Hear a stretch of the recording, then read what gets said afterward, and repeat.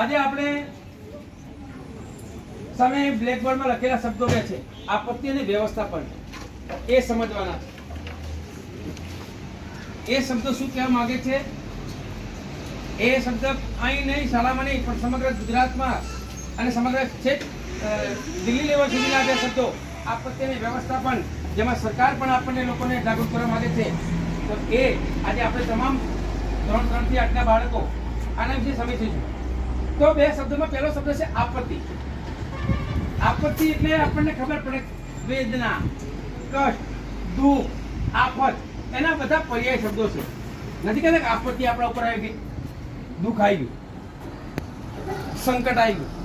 તો એ આપત્તિ આવે અથવા આવતા પહેલા એના માટે શું કરવું એનું સગવડતા એટલે વ્યવસ્થાપન. કોઈ પણ વસ્તુ કે કોઈ પણ કામ માટેથી અગાઉની જે કામગીરી કરીએ એના માટેની સારી કંઈક સગવડ કરીએ એને વ્યવસ્થાપન કહેવામાં આવે છે. તો આપત્તિ અને વ્યવસ્થાપન એ બંને શબ્દ તમે સમજી ગયા. ઇંગ્લિશમાં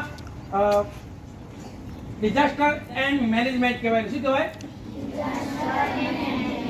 ડિઝાસ્ટર એન્ડ મેનેજમેન્ટ, આપત્તિ અને વ્યવસ્થાપન. હવે આપત્તિ તમને એમ થાય કે આપત્તિ, પણ આપત્તિ પાસે બે પ્રકારની, કેટલા પ્રકારની? બે પ્રકારની આપણને ખ્યાલ છે કે એક તો કુદરતી અને બીજી માનવ સર્જિત. 8મા વાળા ધ્યાન પાઠ આવશે એટલે હવે પાઠ તમારે ભણવાનું રહેશે જ ખાસ. કુદરતી અને માનવ સર્જિત.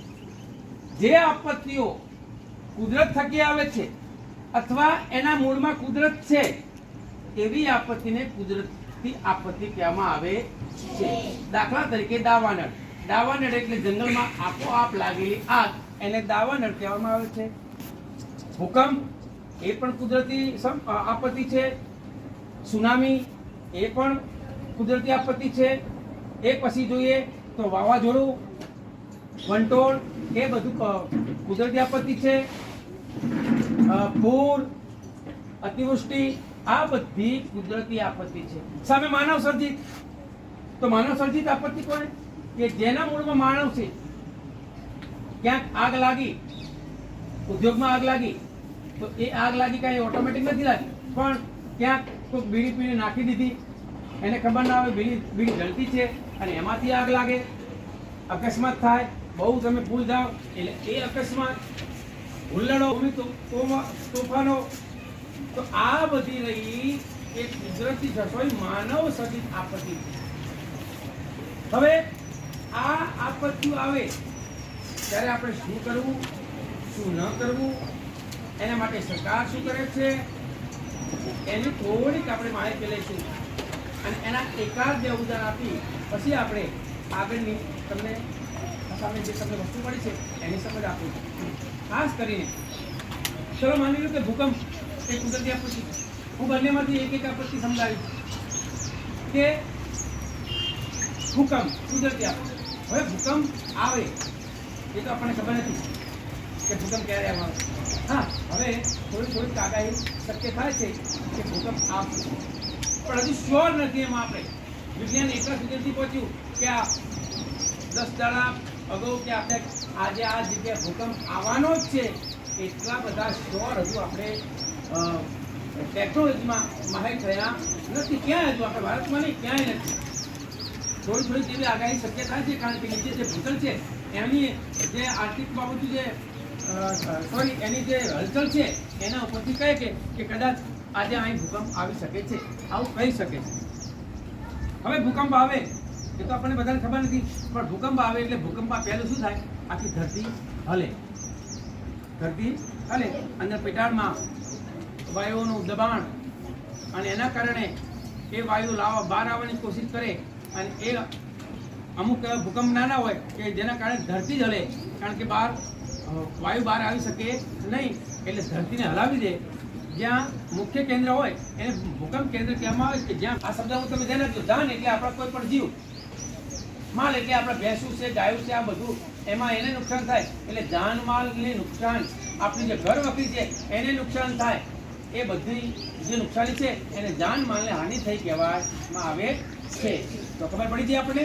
હવે ભૂકંપ આવે થોડીક આપણને ખબર પડી જાય તો શું કરશું?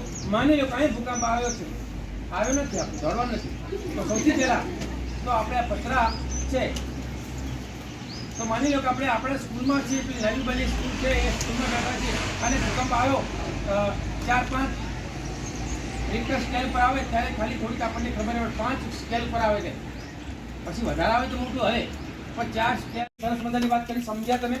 હવે માનવ સર્જિત એક આપત્તિની વાત કરી, એમાં આગ લાગી. શું? હવે આગ લાગવાના કારણ હોય કઈ મતે એક જ જગ્યાએ આગ એની મતે લાગે, એ આપણે કીધું કે દાવાનળ. ક્યાં? દાવાનળ જંગલમાં આપોઆપ લાગેલી આગને દાવાનળ કહેવામાં આવે છે. હવે દાવાનળ તમને એમ છે આપોઆપ કઈ રીતે લાગતી?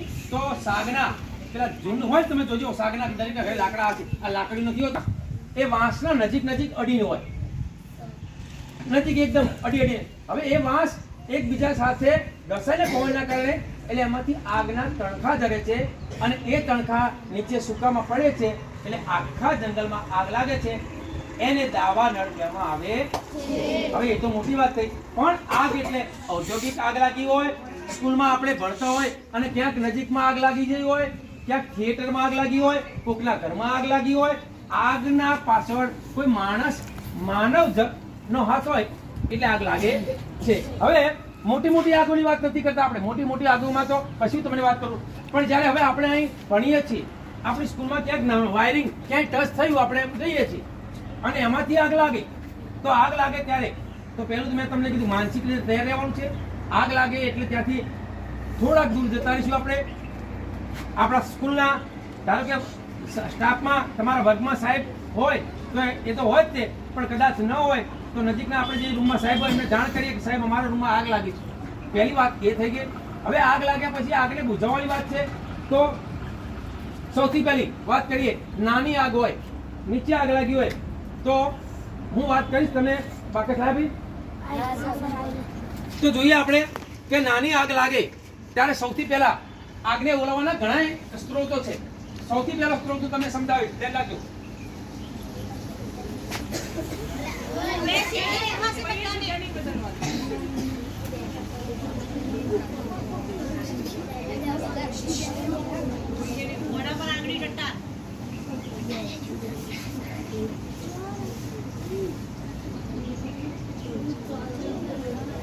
આગ લાગે એટલે સળગે, તો ખબર ને નાના બાળકો છે ત્રીજા વાળા, આગ લાગે એટલે આપણને ખબર છે. ધારો કે આગ લાગી ક્યાંક, આગ એટલા માટે નીચે કરી છે તમને ખબર પડે કે આગ લાગે એટલે શું કહો, તો સૌથી નાની આગને ઓલવવા માટે થઈ એના મુખ્ય 2 સ્ત્રોતો છે.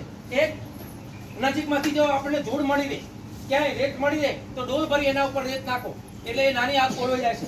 બીજી વાત, થોડીક એટલી નાની આગ હોય અને તમે પાણીનો છંટકાવ કરો ડોલું ભરીને તો પણ આગ બુઝાઈ જાય છે. હવે આ આગ લાગી અને હવે આ રીતે ધ્યાન રાખજો, રેતીનો છંટકાવ કર્યો એટલે તમે જોજો એ ક્યાંય આગ આગળ જશે નહીં અને એ આગ બુઝાઈ જશે. તમે જો બુઝાઈ ગઈ, એક અડધી ડોલમાં આગ આટલી બધી આગ બુઝાઈ ગઈ. હવે કેમ બુઝાઈ જશે મેં વચ્ચે વાત કરી, કોઈ ખ્યાલ છે? ચલો, આ આગ લાગી અને આગને મેં રેતથી ઓલવી તો કેમ બુઝાઈ ગઈ? કેમ એ આગ બંધ થઈ ગઈ? સરસ, બોલા. હા બોલ. બરાબર, સરસ.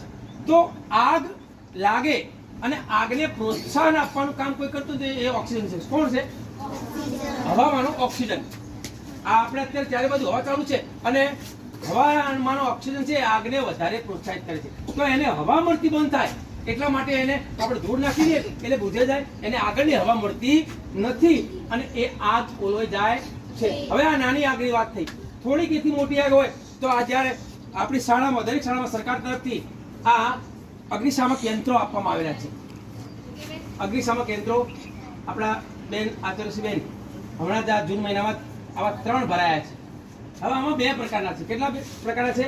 એકમાં પાવડર આવે છે, લિક્વિડ પાવડર આવે છે, અને એકમાં ગેસ આવે છે. 2 પ્રકારના છે. કાર્બન ડાયોક્સાઇડ, એકમાં કાર્બન ડાયોક્સાઇડ મોટો છે, આપણે કાઢ્યો નથી, વધારે છે, તો એને જ્યારે ખોલીએ અને એનો છંટકાવ કરીએ એટલે એમાં કાર્બન ડાયોક્સાઇડ એટલે એ સીધો ઓક્સિજનને દબાવવાનું કામ કરે છે. કાર્બન ડાયોક્સાઇડ ને એ ઓક્સિજનને દબાવે છે, ઓક્સિજન ન મળે ને એટલા ભાગમાં એટલે આગ ઓલવાઈ જાય. કોઈ તમે જોજો, માણસ આગ નહીં પણ માણસ પણ આ જીવ પણ કોઈ પણ છે ને એને ઓક્સિજન ન મળે એટલે દબાઈ જાય એટલે મૃત્યુ પામે. એમ આગ પણ એ જ વસ્તુ છે.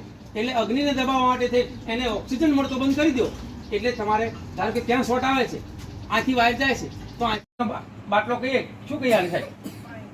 ફાયરનો બાટલો નાનો કહીએ આમાં. તો મેં એક વાત કરી કે આવામાં તમે જોજો, હવે અહીં એક લોક મારેલું છે.